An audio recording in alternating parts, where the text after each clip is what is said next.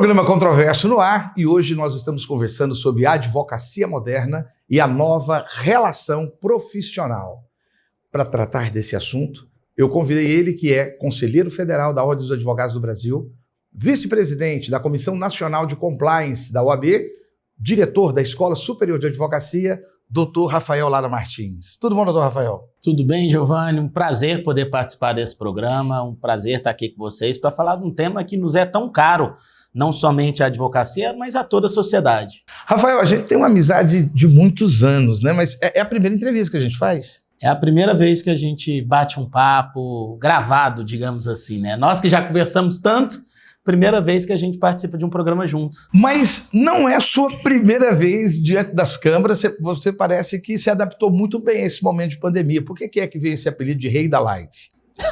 No meio jurídico. O que atraiu 26 mil pessoas a assistir um advogado falando coisas de direito no meio dessa pandemia? Não, Rei das Lives é uma brincadeira que alguns amigos fazem para me provocar, porque eu gosto de fazer lives, né? No fundo, eu sempre fiz muitas palestras, muitas aulas, sempre falei muito. Aí quando veio a pandemia, todo aquele foco, aquele trabalho foi canalizado para o único canal que a gente tinha, que era a rede social. E aí eu comecei a diariamente fazer lives. Isso juntando com a legislação trabalhista, que é a minha área de atuação, no meio da pandemia, que teve tantas novidades, acabou atraindo muita atenção. Rafael, mas nós temos acompanhado no Instagram diversos profissionais que estão tentando esse resultado. Por que um tema tão limitado, um tema profissional, um tema bem objetivo, como que você conseguiu atrair de manhã, de tarde e às vezes à noite dezenas e dezenas e dezenas de pessoas na plateia? O que é que tem de diferencial? Eu costumo dizer, Giovanni, toda vez que eu vou abrir uma live com alguém, eu falo assim para as pessoas: se for para abrir uma live para falar o óbvio, eu prefiro fazer outra coisa. Eu acho que a gente tem que falar alguma coisa que traga algo que vai ser útil para a vida profissional de quem está assistindo, seja advogado ou não. Utilidade, é esse o segredo? Nós estamos vivendo numa época em que precisa ter valor para a vida da pessoa? Exatamente. A pessoa, para ela parar para assistir uma live, eu penso que você tem que trazer algo prático, algo que vai impactar de fato na vida daquela pessoa, algo que ela vai sair daquela live com alguma coisa para utilizar naquela hora, no dia seguinte.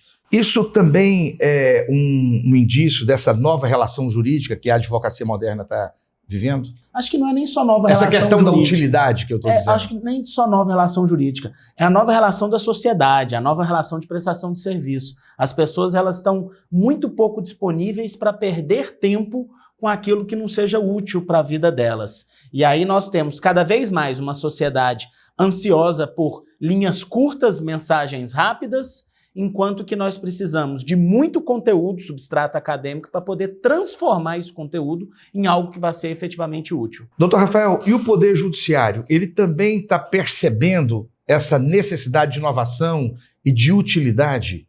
Foi por isso que ele fez tantas mudanças? Acho que independente de perceber ou não, a mudança chegou, né? Nós estamos vivendo um momento de uma mudança de era, é uma curva na história e essas mudanças elas foram compelidas.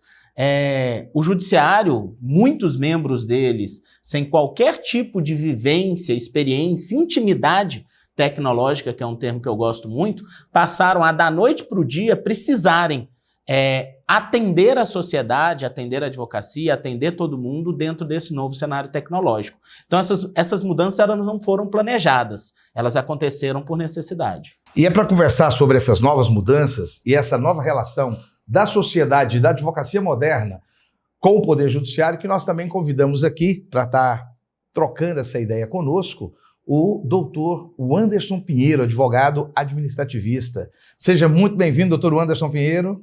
Bom dia, doutor Giovanni. Grata satisfação em participar desse programa. Estamos entre amigos, né? E fico muito feliz, né, de estar junto, de partilhar com o doutor Rafael desses conhecimentos. Me coloco à disposição para poder contribuir. Doutor, o que o senhor pode trazer para nós? Inclusive, parece-me que o senhor deu uma palestra recente a esse respeito, dessas novas relações do Poder Judiciário, essa adaptação do Poder Judiciário para com não só a sociedade, mas acho que com um dos principais agentes, atores, que é o advogado. O que você quer, o que você poderia ressaltar dessa adequação do Poder Judiciário para esse tempo de pandemia, de novas relações à distância? Maravilha. Essa relação da advocacia com o judiciário foi algo que teve intimamente alterações consideráveis, né?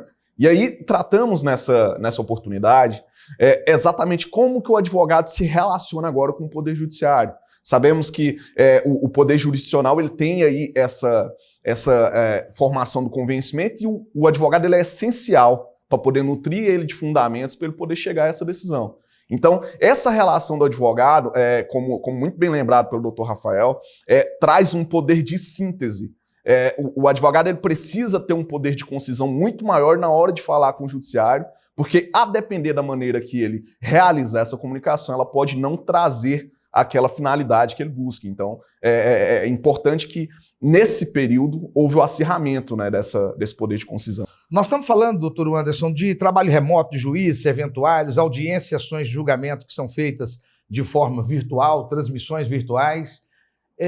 Nós estamos despessoalizando, né, a atividade presencial, que sempre foi uma característica desde tempos remotos da advocacia, que o advogado é aquele que se apresenta perante uma autoridade representando o interesse de um terceiro. Isso não afeta um pouco a capacidade de argumentação do advogado, não? Como é que você percebe essa relação acontecendo hoje? Podemos analisar isso de duas maneiras. O advogado ele é o representante dos suplicantes, então ele que tem a responsabilidade de transmitir para o órgão julgador as razões do seu representado.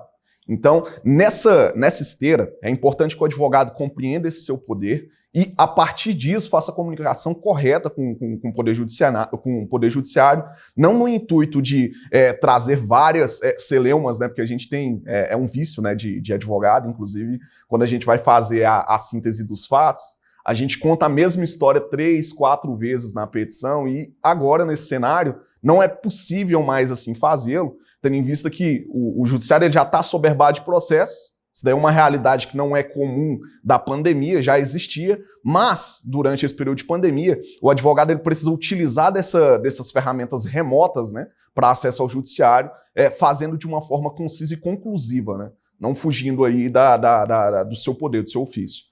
Rafael, é isso? Comunicação, é esse que vai ser o grande segredo da relação, como nunca foi antes, do advogado com o Poder Judiciário? Olha, eu acho que a habilidade de se comunicar sempre foi a arma da advocacia. Desde idos de Rui Barbosa, dizíamos que a nossa espada é a pena, a nossa espada é a voz. E nós temos que entender que tínhamos um medo muito grande desse telepresencial, desse online. E, sinceramente, Giovanni, eu tenho percebido que até o magistrado, quando vai despachar com a advocacia, quando está em audiência, os desembargadores em sessão, ao contrário do que a gente pensava, eles estão mais concentrados nas razões e na articulação que traz o advogado, porque eles estão livres de influências externas e num vídeo fechado ali no rosto deles, em que deixar de olhar e prestar atenção fica muito mais exaltado do que efetivamente ficava numa sessão em que há diversas pessoas dividindo a atenção. Me parece que essa nova realidade, essa nova possibilidade de comunicação e articulação, ela soma, diferente do que a gente pensa que ela subtrai poder e presença da advocacia. Nada vai tirar eventuais necessidades de contato pessoal. Isso é possível, isso é interessante, as partes querem isso, a advocacia quer isso em determinados momentos. Você precisa mostrar um documento, apontar para alguma coisa que seja necessário. Mas na grande maioria das vezes, o telepresencial, o online, é uma realidade que diminui receios, que diminui vergonhas, que diminui medos da advocacia em tratar. Hoje, o número de sustentações orais nas sessões, ela explodiu. Porque você viabiliza que a advocacia ela fique aguardando aquele momento, você tira o medo de exposição das pessoas para que elas falem com desembargadores ali de forma telepresencial, da mesma forma de audiências. Eu vejo isso com muito bons olhos. Você tem aqui dentro dessas salas 3 gerações de advogados. Você tem a advocacia jovem na pessoa do Anderson, você já está com 16 anos, quase 17 anos como advogado. Eu já estou com 25 anos, né? Já estou quase esperando já a aposentadoria. E cada pessoa tem um mecanismo de conversar que é próximo das vicissitudes, é próprio da experiência de vida. O advogado mais velho, ele trabalha muito com aquela comunicação não verbal, ele joga inclusive com a sua própria presença pessoal e assim por diante. Isso não fica um pouco afetado, não, Rafael? Sabe, todos esses penduricalhos que caracterizam a vida do advogado, principalmente o pessoal de uma geração anterior? Giovanni, a linguagem não verbal, ela não é do advogado mais velho, ela é de toda a advocacia e de todas as pessoas. Eu acho que todos nós utilizamos muito uma linguagem não verbal, uma presença. Eu tenho algo que eu costumo dizer, que a jovem advocacia, ou essa nova advocacia, ela não tem idade. Essa nova advocacia sou eu, você, Dr. Wander, sou advogado que acabar de pegar a sua carteira da OAB, assim como ele é advogado que tem 40 anos de advocacia, ele está em um momento de nova advocacia. Por quê? Porque a realidade mudou. Mas isso não significa que toda a experiência, toda a expertise, todo o know-how, toda a sensibilidade do advogado que tem mais anos de advocacia, ela está perdida. Muito pelo contrário, existe uma necessidade desse advogado experiente, ele começar a entender como é que ele transmite isso de forma virtual e aquele advogado que ele acaba de iniciar a advocacia dele, ele adquire esse know-how e essa experiência de conseguir, por meio virtual, alcançar um tempo de fala, de carreira, de intimidade que aquele antigo advogado tem. Nós estamos em igualdade de competição, mas sem desrespeitar a experiência. Anderson, você sente que zerou essa questão temporal, etária dos advogados, que essa pandemia, essa nova relação com o Poder Judiciário, ela transforma a ponte de tempo entre você e eu mais próxima, ela te dá a mesma oportunidade que para mim? Certo. A virtualização do processo, ela traz sim essa premissa e iguala sim, dá perspectivas para que o advogado, seja aquele início de carreira ou aquele com maior experiência, tenha as mesmas experiências, porque a gente está diante de um cenário novo. Houve sim uma transição de mercado, houve sim uma transição do modo de advogar, e aí isso é novo tanto para o advogado que acabou de chegar no mercado, quanto para aquele já mais experiente. Você sente, então, a distância menor com essa nova modalidade de justiça? Com certeza. Como a justiça. Então, existe um benefício para a advocacia jovem. Lógico que todo mundo... É uma situação terrível para a sociedade, mas essa readequação da sociedade, ela foi benéfica para o advogado jovem?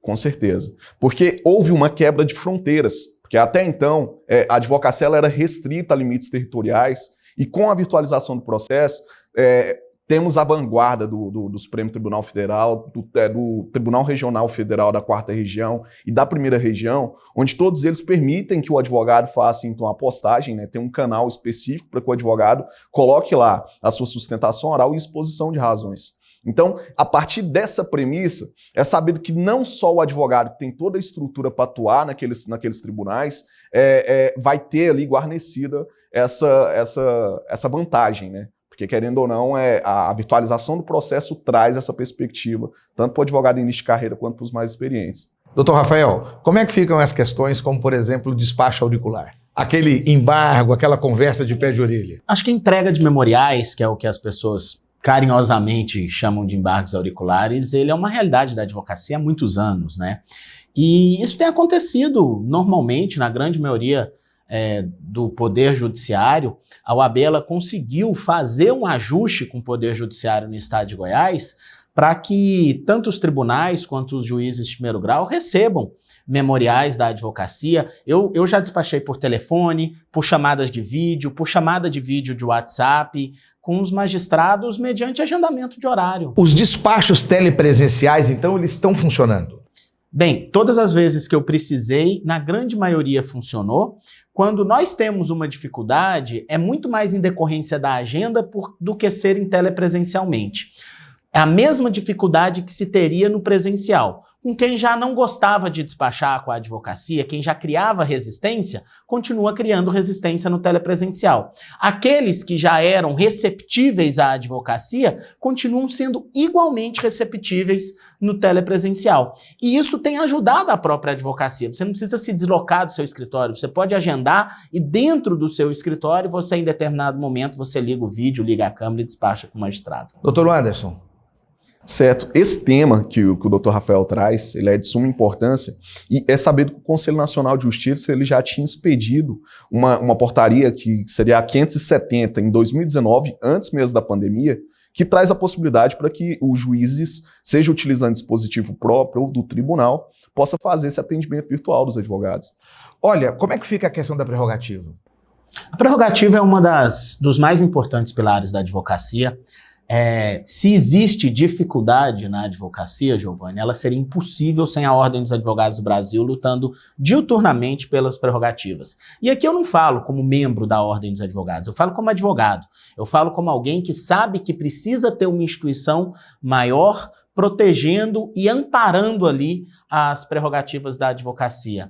Porque existe uma sensação de respeito e desrespeito a prerrogativas de que se não tivéssemos uma OAB presente, se não tivéssemos uma OAB verdadeiramente atuante, nós veríamos que essa prerrogativa seria presencialmente ou telepresencialmente violada a todo tempo. Doutor Anderson, isso que o doutor Rafael traz para nós, o senhor percebe que entre o Poder Judiciário e o advogado que está militando, existe uma presença da OAB que viabiliza, que protege, que o guarda? Com certeza. E aí é de suma importância essa lida, né, com as prerrogativas, e aí a OAB ela precisa estar presente nesse cenário, o que o GEL faz, atento a essas violações de prerrogativa, porque, querendo ou não, as prerrogativas do advogado são os direitos do cidadão. Então, quando ela é deixada de ser observada, é uma vulneração a direito fundamental.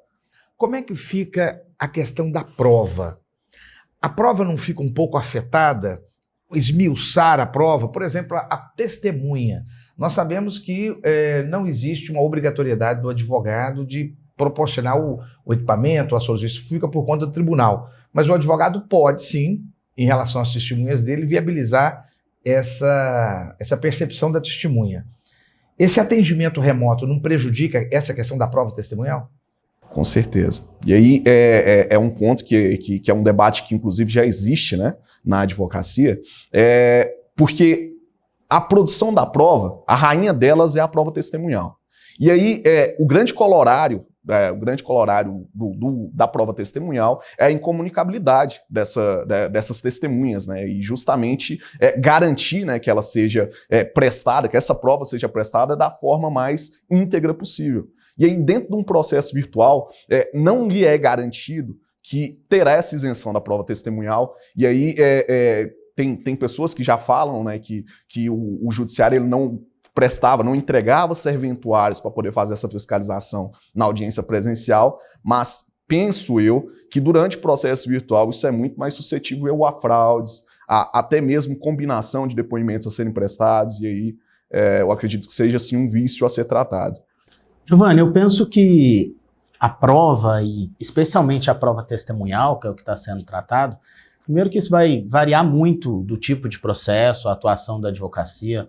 Um processo em que você tem um questionamento direto, como no processo civil, em que o advogado fala diretamente com a testemunha, ou num processo do trabalho, em que as perguntas passam sempre pelo magistrado, já tem uma variação muito significativa de como produzir essa prova. De toda forma, eu penso que nós estamos aprendendo. A pandemia ela não mudou a realidade. A pandemia, ela não traz uma mudança de realidade. Eu costumo dizer, até comparando com aquele filme, Exterminador do Futuro, eu costumo dizer que a pandemia é o acelerador do futuro. Ela simplesmente antecipou algo que era inevitável. O mais importante, independente de qualquer coisa, é o respeito. O respeito que nós temos que ter pela advocacia, o respeito que nós temos que ter pela verdade, o respeito que nós temos que ter pela ética, porque aquelas pessoas que faltam com respeito na ética, que faltam com respeito com a verdade, elas vão faltar respeito, seja telepresencialmente ou seja em audiências presenciais. Então, respeito, ética, colaboração são princípios que estão dentro de nós e que vão se preservar, chega presencialmente ou seja telepresencialmente. Gente, é um mundo em transformação, é o poder público, o poder judiciário em transformação. Vocês vão poder continuar acompanhando essa discussão com os nossos comentaristas, nossos debatedores, através das redes sociais. Ao longo do programa, elas ficaram sendo apresentadas aqui. Nós vamos conversar agora sobre as novas organizações advocatícias. Permaneça conosco, você está no lugar certo.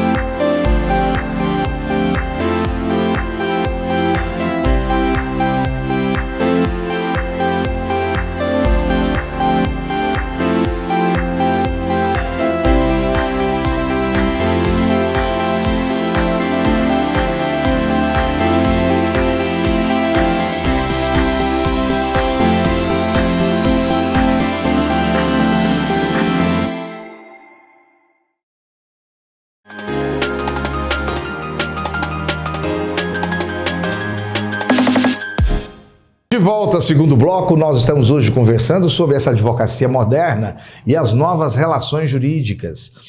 O professor Vitor Cabral, advogado especialista em inovação, ele tem uma frase super interessante. Novos problemas não precisam necessariamente de novas soluções, só precisam de estudo e de fazer o que nós, enquanto advogados, fomos treinados a fazer, que é resolver problemas e propor soluções. Para conversar sobre isso, as novas organizações advocatícias, eu convidei para conversar juntamente aqui com o Dr. Rafael Lara Martins, que já está conosco, conselheiro federal, presidente da Comissão Nacional de Compliance, da OAB, e o nosso diretor da Escola Superior de Advocacia, a nossa presidente da Advocacia Jovem, doutora Crícia Pereira, também professora da Escola Superior de Advocacia. Giovanni, tudo bem? É um prazer estar no seu programa, principalmente ao lado de um grande amigo, que é o Rafael, Dr. Rafael Lara Martins, para falar sobre um tema que é super atual, né? Que é essa nova modulação de mercado, de advocacia e dos escritórios. Doutora Crícia, você concorda com o Dr. Vitor Cabral que basicamente não mudou nada na essência do advogado? Olha, Dr. Giovanni, eu acho o seguinte, nós passamos por muitas transformações agora. A essência da advocacia em si permanece a mesma. O que tem que mudar é a ótica de como a gente vai encarar esse mercado. Como a gente enxerga o problema e como a gente busca soluções para esse problema. Mas o problema essencial, o que é? O problema essencial é a forma como vai encarar o mercado ou como ele vai se organizar para encarar o mercado? Tanto a forma dele encarar o mercado quanto a forma dele se organizar. A pandemia trouxe uma sistemática nova. Nós saímos aí da rotina de escritório normal, de você pegar trânsito, chegar no escritório às 8, sair às 18, para uma rotina de home office. E isso traz uma transformação, tanto no próprio mercado em si, quanto em como o advogado vai fazer com a rotina dele. Você percebe isso, doutor Rafael? Eu acho que são duas coisas que são complementares nessa análise.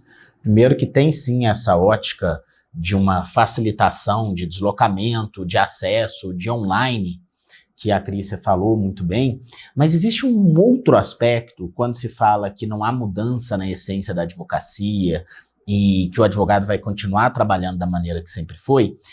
Eu sempre disse, Giovanni, há anos que eu digo isso, e que o advogado ele precisa ter um pouco mais de intimidade com o negócio dos seus clientes, com a atividade dos clientes, ele precisa compreender melhor os seus clientes. Agora, o que a gente percebe cada vez mais, isso independente de pandemia, e não só na advocacia, mas na prestação de serviços, nos relacionamentos interpessoais, nas sociedades, é que a gente exige mais disso. A gente exige que todo prestador de serviço, e entre eles eu incluo aqui nossa profissão, que ela é tão nobre, que é a advocacia, precisa ter um pouco mais de intimidade com os negócios dos nossos clientes. O advogado ele precisa sair um pouco do mundo exclusivamente jurídico. Ele precisa parar de achar que a resposta é sempre no texto da lei.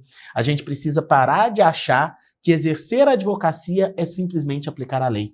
Não é isso. Exercer a advocacia é trazer soluções. Exercer a advocacia, principalmente agora em que as pessoas estão ansiosas por soluções rápidas, é trazer a resolução do problema no menor prazo possível. Não há mais aquela paciência de esperar uma aplicação fria de lei em um processo judicial demorado, numa resposta que nunca vem, para daqui a anos você ter uma solução do judiciário ou até solucionar-se de uma forma que não seja satisfatória.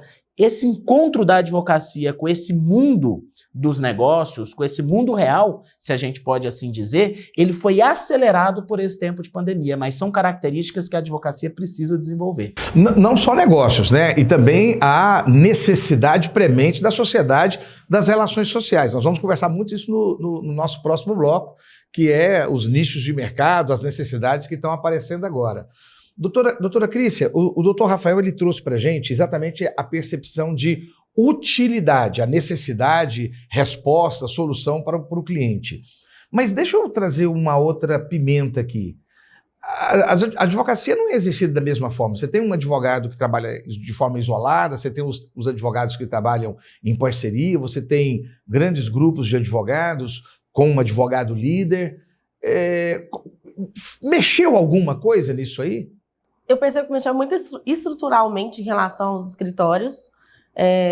Os escritórios hoje, grandes bancas saíram dessa necessidade da estrutura física e, como eu disse inicialmente, o home office está sendo muito utilizado. Isso diminui custo. E quando diminui custo, a gente traz uma maior acessibilidade à própria advocacia jovem ao mercado. Porque antes o advogado jovem ele entrava no mercado, ele tinha certeza que ele tinha que, eu preciso ter uma grande estrutura. E colocava isso até como empecilho e, de certa forma, como desculpa também, para não avançar no mercado. Hoje, não. É uma oportunidade para esses escritórios compartilhados? Giovana, eu acredito... Há um espaço para isso? E a clientela recebe bem isso? A questão dos escritórios compartilhados, ela já era tendência de mercado. Não só aqui, é um movimento que começa em São Paulo, no Brasil. Então, isso já havia chegado a Goiânia, havia chegado ao nosso mercado, e agora a tendência pós-pandemia é que esse movimento aumente. Outra tendência também que eu vejo muito é a utilização de espaços correlatos. Por exemplo, o advogado que passa a atender em cafeteria, ele pode atender sim no próprio home office. O que era mal visto, né, doutora Cíntia? Justamente. Não era essa bem questão visto. do cidadão não atender num escritório com uma marca e etc, né? Não era bem visto, mas a praticidade de mercado, porque o Rafael falou muito bem, hoje exige do advogado que ele seja prático. Então, você pode marcar com o seu cliente numa cafeteria, você pode marcar com o seu cliente num restaurante, pode marcar com o seu cliente, e tem acontecido muito reuniões via Zoom, via plataformas de que é o atendimento digital. O atendimento digital que está super em alta. E a clientela tem recebido bem esse atendimento digital? Olha, não vou te receber no meu escritório, vou agendar contigo, vou passar para você e vou ter esse atendimento. Nós temos hoje atendimento telepresencial de médico, de psicólogo, de consultoria, mentoria. Sinceramente, acho que vai do perfil do cliente. E cabe ao advogado esse tato de identificar no cliente se ele se acomoda, se ele se importa em não fazer esse atendimento telepresencial. E esse é um tato que o advogado tem que ter. Eu acho que a gente precisa lembrar, quando a gente está falando de possibilidades de escritórios, formatos, forma de exercer a advocacia, que, primeiro, a advocacia, ela comporta diversos tipos de atividades diferentes. Então, nós temos uma advocacia, por exemplo, que é uma advocacia de massa de previdenciário. Um escritório que atende um grande volume de clientes da área previdenciária, um grande volume de clientes pessoa física da área trabalhista ou de consumidores. A esse advogado não se pode não imaginar uma estrutura física, certo? Agora, nós temos uma outra realidade. O da advocacia de massa. O da advocacia de massa vai necessitar de uma estrutura maior. Porque ele precisa de uma recepção, ele precisa de pessoas aguardando, normalmente existe um volume de pessoas muito significativo ali esperando. Diferente disso, é um advogado que tem uma advocacia moderna de solução de problemas e que ele vai ter clientes que vão ter aquele horário marcado, aquele atendimento mais personalizado. A essa advocacia, muito provavelmente não se fala mais em grandes palácios, edifícios suntuosos, escritórios bonitos para impressionar aquela pessoa. Aqueles clientes dessa advocacia de solução de problemas, ele quer uma solução personalizada, ele quer uma solução rápida, ele quer se encontrar, seja no Zoom, na cafeteria ou no horário de almoço, e o almoço no restaurante mais caro da cidade ou no popular, isso é o de menos. Então, esse é um outro ramo de advocacia. Agora, não dá para imaginar também uma advocacia corporativa sem um endereço para você saber exatamente para onde enviar uma documentação, para ter um endereço fixo de uma advocacia que atende grandes corporações, que atende multinacionais. Então, nós temos que lembrar que a advocacia ela é composta de públicos muito diferentes. Nós temos que lembrar, Giovanni, que a advocacia, assim como diversas outras profissões, ela tem pessoas que estão no início, no meio, já avançados na carreira. Nós temos pessoas que estão ganhando muito dinheiro. Nós temos colegas advogados que precisam complementar a sua renda com outras atividades. E essa realidade, para cada um deles, ela pode ser mudada de acordo com a realidade em que ele está envolvido. E ter ou não ter um escritório faz parte do tipo de negócio e do que você tem acessível. A grande questão é essa oportunidade que nós temos de todas aquelas pessoas que no passado olhavam e falavam: é impossível sair de onde estou. Isso acabou. Agora nós temos oportunidades pulando. As oportunidades, elas estão expostas nas redes sociais, nos relacionamentos telepresenciais, na inexistência de carro, de escritório, para alguém que sai absolutamente do zero, mudar a sua realidade na advocacia. Doutor Rafael, deixa eu perguntar algo para o senhor aqui. O senhor concorda que vai haver, nesse momento histórico, uma reorganização, por exemplo, exatamente dessas estruturas corporativas jurídicas? Elas vão diminuir ou vão aumentar nessa reprogramação? Isso tudo vai depender do tipo de negócio que vai ser realizado. Agora, não se imagina mais estruturas aumentando, não se imagina grandes e suntuosos palácios. É necessário que haja, então, um endereço, uma localidade, uma estrutura de recepção, mas elas não serão mais palácios, elas não serão estruturas grandes. Depende do seu negócio, depende da sua advocacia, depende da sua realidade. Se a gente pensar em quaisquer outros tipos de prestação de serviços que são prestados telepresencialmente, é a mesma relação. Você citou agora há pouco a consulta telepresencial de um médico. E a pergunta é, essa clínica do médico, ela pode ser uma sala em um edifício? Ela precisa ser um grande prédio de uma clínica? O raciocínio é o mesmo. A sociedade, ela está em adaptação. A sociedade, ela está em mudança. Nós precisamos estar atentos e com os radares ligados. Porque o que a gente está dizendo aqui agora pode não ser necessariamente verdadeiro em uma análise daqui a 2 anos. Hoje, com a robotização dos processos, com a virtualização dos atos processuais, Giovanni, cada vez menos se vislumbra uma estrutura física suntuosa. A modalidade que a gente tinha para essas... Eu ainda estou falando sobre as corporações jurídicas, né? A contratação, a forma de relacionamento da diretoria, daquele advogado que tem o brand, né, que tem a marca, da qual o grupo associado puxa. A relação jurídica vai permanecer de associados ou o senhor crê que vai ter uma ampliação para a relação de contratação por demandas ou parcerias específicas? Giovanni, essa sua pergunta, ela traz tantas reflexões, tantas considerações a partir da premissa dela. A gente tem que abandonar essa premissa de achar que advogado é associado ou advogado vai ser contratado por demanda. O associado é um advogado naturalmente por demanda.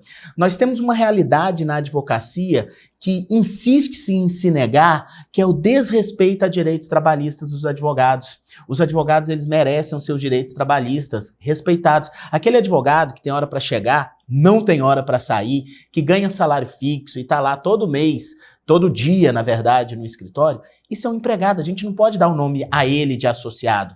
Mas trazendo a sua pergunta para esse conceito de respeito aos direitos trabalhistas dos advogados, eu realmente acredito que nós vamos ter estruturas que possibilitarão advogados empregados para trabalhar em torno dessa estrutura, como você faz, que é uma estrutura que eu até me insiro em um escritório que eu tenho, diversos advogados empregados trabalhando junto comigo, um escritório que leva meu nome, e agora você tem um novo mercado de possibilidades dessas parcerias, das associações, porque o advogado associado nem exclusivo ele precisa ser necessariamente ser, aliás, nem pode, e ele vai prestar sim aquele serviço de parceria, e essa é a grande realidade do futuro da advocacia jovem, uma advocacia comutativa, uma advocacia que se une, uma advocacia que busca atender ao cliente o que ele tem de melhor com a união de conhecimentos e realidades. Doutor Rafael Lara, eu vou precisar fazer a devolutiva dessa resposta do senhor. O senhor também representa o raciocínio, a mente e a organização, junto com um grupo de advogados, dessa nova OAB, que é nova OAB não só dentro do estado de Goiás, mas no Brasil. A OAB está preparada para conduzir esses advogados para essa relação, tanto os advogados que são de que tem um maior expoente, quanto esse advogado que está chegando, aquele que não teve o mesmo resultado, e equilibrar essa relação? A OAB ela está, junto com essa realidade, se adequando. A OAB ela tem que ser futurista, a OAB ela tem que estar preparado para esse mercado novo, a OAB ela tem que estar pronta para dar resposta a esses anseios, sendo formada por pessoas que entendem e sentem esses anseios dessa advocacia nova, dessa advocacia que mudou, desprendida de algo que não faz parte mais do presente, muito menos do futuro de toda a advocacia. Doutor Rafael, o senhor me desculpa, o senhor usou o termo nova, o senhor está com quantos anos? 39 anos. O senhor tem 16 anos de advocacia, tem 39 anos. O senhor se sente representante de qual desses grupos? Dessa nova advocacia ou de uma advocacia formada com conceitos mais antigos? Giovanni, eu gosto do termo advocacia do futuro. E a advocacia do futuro, ela não tem idade, não tem tempo de profissão.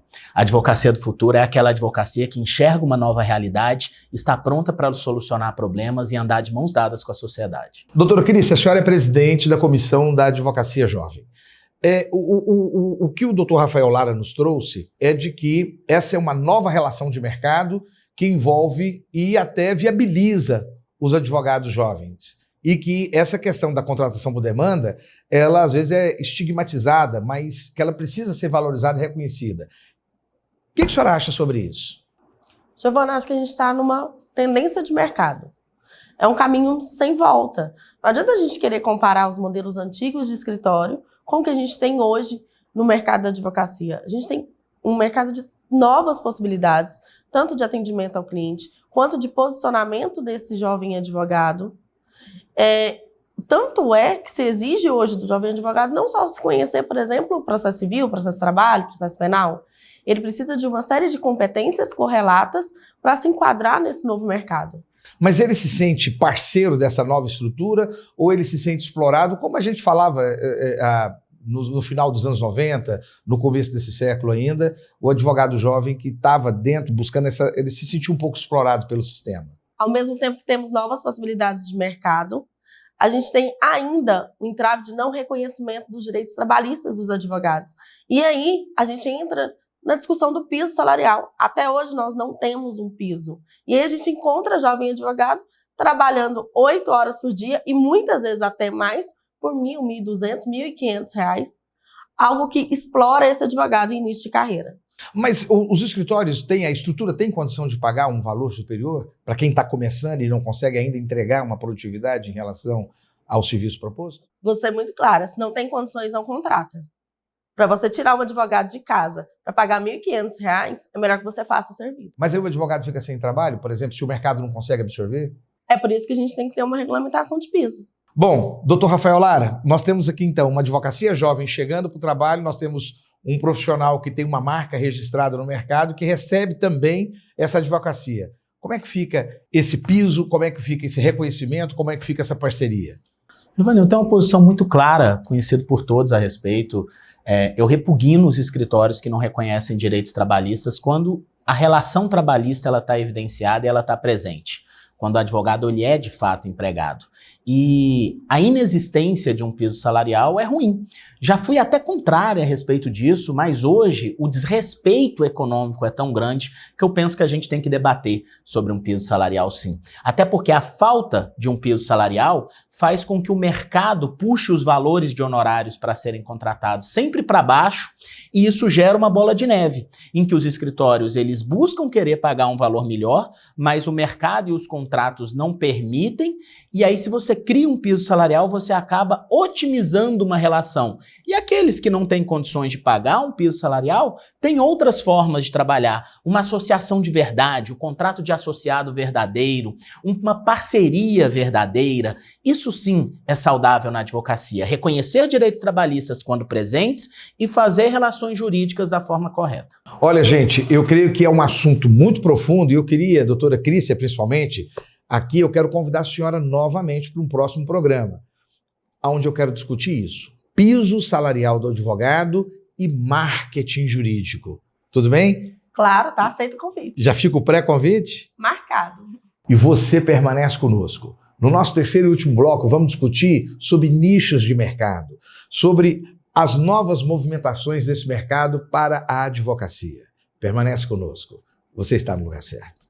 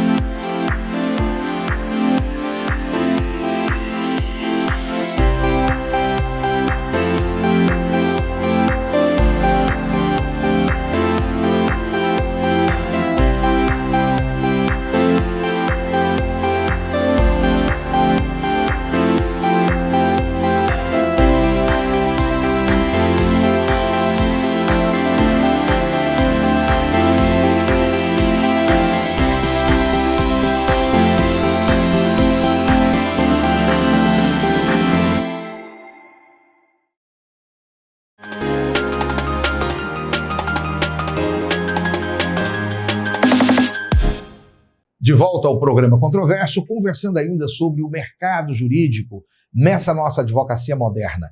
Nós percebemos que o Covid-19 mudou também a natureza das ações, exigindo da advocacia, do advogado, novas habilidades, nova posição de mercado. E aí vem a pergunta: aonde estão os nichos? Aonde está o bom formato de se preparar para essas novas ações, novos conflitos? A advocacia de massa ainda é uma grande alternativa? A gente continua aqui com o Dr. Rafael Lara Martins para tentar abordar isso e perceber esse novo mercado de trabalho advocatício. Dr. Rafael, o mercado em si mudou também? Nós conversamos muito sobre o Poder Judiciário, a estruturação da advocacia em si. Mas e a sociedade? Ela está propondo um novo mercado? Giovanni, isso já vem acontecendo há algum tempo, né? Quando a gente iniciou, por exemplo, o trabalho da Escola Superior de Advocacia nessa gestão, agora em 2019, o mote da Escola Superior de Advocacia foi preparando a advocacia para o futuro.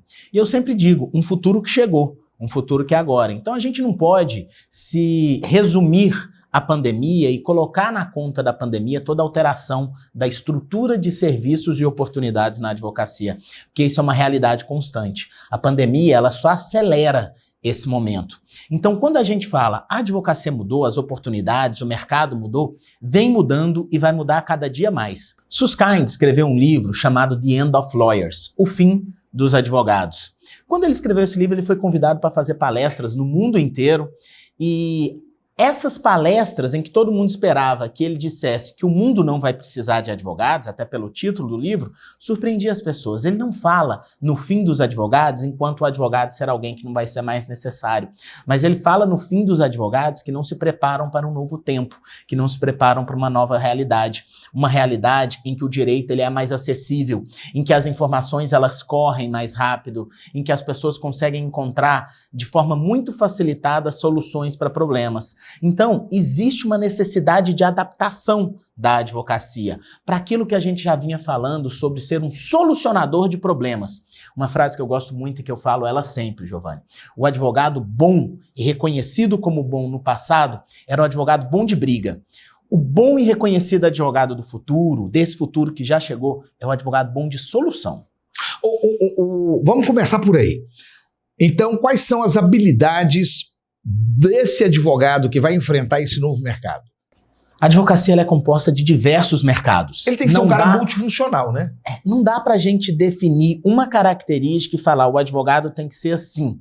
Por quê? Porque depende da advocacia que ele vai exercer, depende do tipo de negócio que ele vai fazer. Então, se eu tenho um advogado, uma advocacia de família, as suas características vão ser voltadas para aquela atividade da advocacia de família. A advocacia de família, ela sempre vai precisar daquele contato pessoal, daquela intimidade, daquela solidariedade, daquela empatia, além de um grande conhecimento jurídico, de uma grande presença da advocacia de forma célere para apresentar soluções. Por outro lado, se você é um advogado empresarial, você precisa ter mais intimidade com os negócios do seu cliente. Não basta aquele advogado empresarial que vai representar uma startup absolutamente de aplicativos, de mercado, de transporte no aplicativo, sem entender a linguagem daquele aplicativo, sem entender linguagem de programação, sem entender aquele mercado de transporte. O advogado ele passa a ser uma peça integrada do negócio do cliente se ele é um advogado empresarial. Agora, não dá para defender que o advogado precisa dessa linguagem de programação se ele advoga em previdenciário para aposentados rurais, para aposentadoria rural. Ele precisa de uma outra realidade.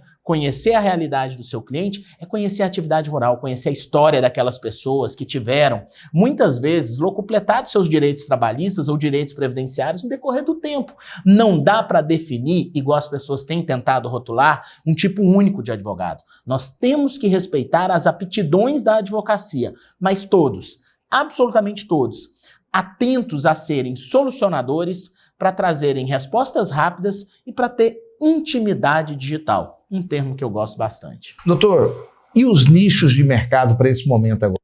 O senhor consegue, não tem fórmula mágica, mas com a experiência do senhor e no lugar onde o senhor se encontra na profissão, o senhor consegue identificar alternativas de mercado, de nicho de mercado? Nós temos os nichos imediatos e os nichos um pouco mais a longo e médio prazo, né? O nicho imediato nesse momento é falar em pandemia.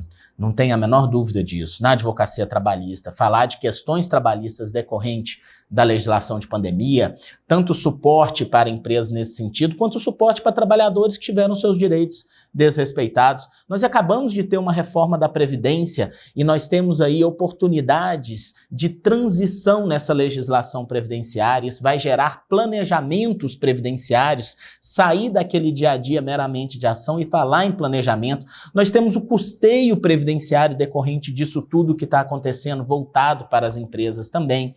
A área de família, ela está muito em evidência em decorrência da pandemia. As estatísticas trazem a quantidade de divórcios que sobem em decorrência dessas quarentenas. Dentro da área de família ainda, como oportunidade de negócio, nós temos um mundo digital. Você já parou para pensar, Giovanni, se um Instagram de alguém com 500 mil seguidores tem valor econômico para fins de sucessão, por exemplo? Isso tudo são oportunidades que surgem para a gente valorar. Agora, se você pensar na advocacia como um si, as áreas elas estão sempre conversando, mas me parece que o grande ponto a se enfrentar pós-pandemia é a oportunidade de recuperar as empresas que passaram pela crise econômica da pandemia. E aí nós estamos falando de recuperação judicial, de reestruturação econômica das empresas, de planejamento tributário, de oportunidades tributárias de uma reforma tributária que se avizinha. Então, talvez o grande mote da advocacia para os próximos 2 anos vai gerar em recuperação econômica das empresas. E para aqueles que advogam para as pessoas naturais, aqueles que advogam para trabalhadores, consumidores, família, a oportunidade também vai residir em torno de toda essa desestruturação empresarial que a gente vive no país. Doutor Rafael, quase todos os modelos que o senhor trouxe de nicho, eles têm um pouco a ver com atividade empresarial. Vou puxar um pouquinho para outra representação que o senhor tem na OAB. O senhor é vice-presidente de compliance. É um grande momento para se aprender compliance na advocacia, quem tem um pé na advocacia empresarial e terceiro setor? Eu penso que o compliance ele é uma realidade mundial. E que aqui em Goiás nós ainda estamos andando com passos tímidos. Então, o próprio nome é meio estranho, né? O senhor consegue falar numa frase, explicar para o nosso telespectador, nosso internauta, o que seria o compliance? Do inglês to compliant, que é cumprir a lei. Mas erra quem acha que compliance é só cumprir a lei. Compliance, além de cumprir a lei, é trazer integridade, trazer pensamento e sentimento de integridade. E como eu ia dizendo, aqui em Goiás nós ainda estamos com passos curtos, tímidos, porque nós acabamos de ter a aprovação da lei de compliance no estado. Mas do ponto de vista mundial, cada vez mais nós não vamos tolerar falta de integridade nas empresas, falta de valoração de preceitos morais, anticorrupção, relacionamentos transparentes, tratamento isonômico das pessoas, não discriminação. Todos esses aspectos eles giram em torno do compliance. O compliance ele não é uma ferramenta para dizer que a empresa, seja do ponto de vista tributário, trabalhista, societário, consumidor, ambiental, vai cumprir a legislação fria. Ela vai cumprir a legislação, mas ela também vai ter um papel social, ela também vai ter um papel de integridade, ela também vai ter que contagiar as pessoas ao seu redor, tanto do seu público interno quanto do seu público externo, que ser íntegro é um diferencial da empresa. Eu acredito muito nisso, na integridade. Então, compliance é de fato uma grande oportunidade de negócio a médio prazo. Doutor Rafael, o senhor tem 2 filhos pequenos. O senhor indicaria para eles a advocacia? Giovanni, eu me pergunto todos os dias o que eu faria se eu estivesse hoje aconselhando meus filhos no vestibular. Existe uma pesquisa que diz que 50% das crianças que têm até 5 anos de idade vão trabalhar em profissões que ainda não existem. Então a gente não pode alimentar um sentimento de futuro sem entender esse futuro. Se meus filhos estivessem prestando vestibular hoje, sim, eu aconselharia a advocacia. Mas é irresponsável dizer se eu aconselharia a advocacia para eles daqui 10, 15, 20 anos dentro de uma realidade diferente deles. Por que que é irresponsável? Porque a gente não sabe qual que é esse papel que vai existir. Então, o que eu penso na criação dos meus filhos hoje? Hoje eu preparo eles para idiomas, para a linguagem da robótica, para serem pessoas adaptáveis e prontos para uma realidade em que nós temos multiprofissões, prontos para uma realidade em que nós temos uma habilidade de concentrar informações de múltiplas formações diferentes. E se eles tiverem essa capacidade, aí eu indicaria com tranquilidade a advocacia, como qualquer outra profissão que eles estariam prontos para o mercado. Doutor, nosso tempo está no final, mas eu gostaria muito que o senhor deixasse uma mensagem final para o nosso telespectador e o nosso internauta sobre esse momento que nós estamos passando. E quer dizer que foi um grande prazer estar aqui com o senhor e com os nossos convidados discutindo temas tão importantes dessa advocacia moderna e desse novo mercado jurídico que está em torno de nós. Obrigado, Giovanni. Eu quero agradecer o carinho, o convite. Também quero agradecer a Crícia Pereira, o Anderson Pinheiro, que estiveram conosco aqui nos 2 primeiros blocos, falando de assuntos tão importantes, 2 profissionais jovens que eu admiro tanto e têm tanta força e presença. E eu quero agradecer também para todos vocês que acompanharam a gente, advogados, advogadas, quem eventualmente não é do mercado da advocacia, mas se interessou pelo programa, e dizer que esse momento que a gente está vivendo, ele é um momento muito especial. É um momento que a gente passou por uma fase de medo, de adaptação, todos, os grandes escritórios, os pequenos escritórios, quem acabou de pegar a carteira da OAB, quem tem uma advocacia de décadas, todos passamos por um momento de medo.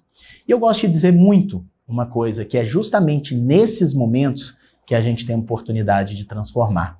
É justamente no momento em que o medo joga a gente contra a parede que a gente tem a oportunidade de ver o salão de uma forma mais aberta e definir o caminho que a gente vai escolher para sair dali.